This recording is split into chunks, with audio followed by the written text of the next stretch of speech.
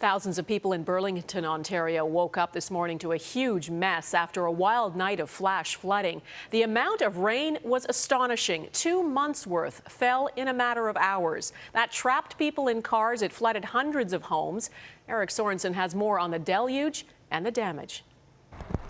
It's an old saying, don't like the weather in southern Ontario? Wait a few minutes.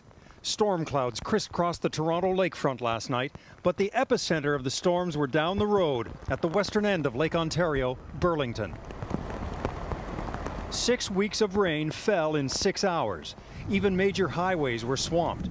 Good luck driving through it.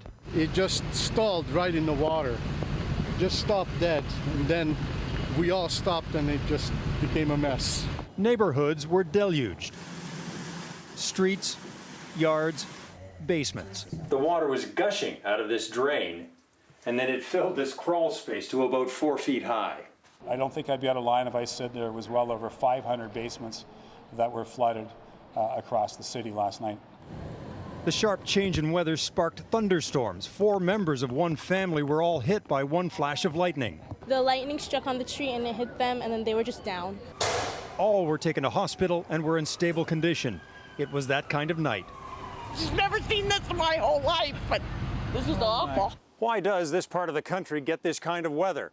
It's the effect of the Great Lakes. The summer heat builds up over southern Ontario this time of year and clashes with the cool winds off Lake Ontario. It's not a coincidence that this happened right next to Lake Ontario. Meteorologists knew rain was coming, but where exactly? There was no sign of it even an hour beforehand. High rainfalls were the risk, but pinpointing where those heavy rainfalls are going to happen remains even today a big challenge. For homeowners, water is the big threat nowadays. Fire can still burn a home, but an entire neighborhood can flood in minutes. Water is the new fire. Water damage has overtaken fire damage as the greatest cause of loss for homeowners and insurance.